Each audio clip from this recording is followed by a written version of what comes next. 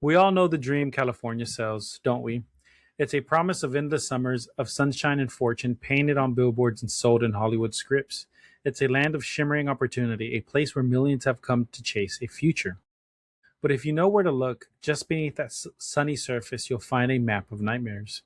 A cursed road where headlights stalk you from the darkness, a derelict hospital where the screams of the past still echo, and phantom figures that wander the mountains guarding some terrible secret. These aren't just a few ghost stories, they're points in a paranormal triangle, and the terrifying link between them is something the history books were too afraid to write. Today, we journey into California's darker side. We'll trace the lines connecting this unholy trinity of haunted places, a road of sorrows, ruins of madness, and shadows of judgment. We're going to explore the chilling history that binds them together and asks a terrifying question. What happens when the dead don't stay gone? What happens when they become part of the landscape itself? This is California's Paranormal Triangle. Our journey starts not on some grand highway, but on a stretch of asphalt and dirt that cuts through the hills of San Diego County. It's a place where the pristine suburbs of Chula Vista give way to the rugged, lonely terrain of Jamul, Hamal, how do you pronounce that? Jamul? I don't know. I assume. Yeah. This is Proctor Valley Road, a name that for generations has been whispered with a mix of fear and morbid curiosity.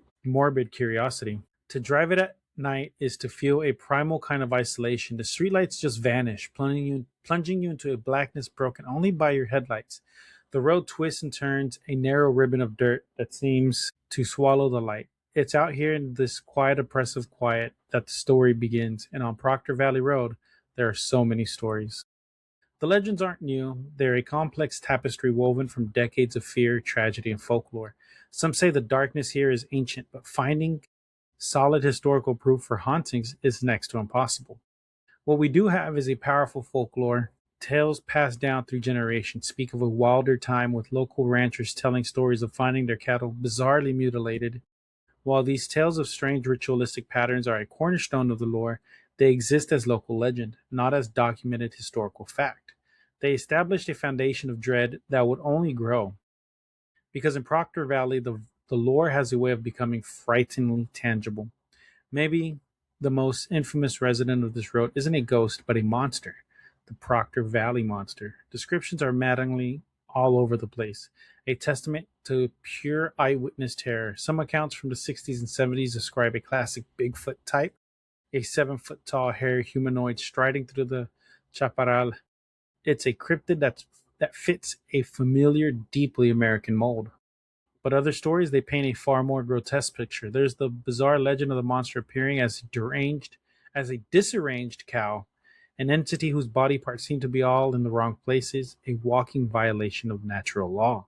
This nightmarish version is often tied to a story about a radio DJ who in the 1970s supposedly organized a monster hunt that drew hordes of teenagers into the valley, some of whom claimed to see this very creature. As absurd as a misshapen cow beast might sound in the daylight, the legend has a surprising artifact tied to it. According to the local stories, the Bonita Museum in Cultural Center, not far from the valley, holds or has held a plaster cast of a strange, oversized footprint found in the area. Now, its origins are debated, and it's not something you'll find in official museum catalogs. Is it proof? No, but the very idea of a physical object linked to the monster gives the legend a weight that's hard to just brush off.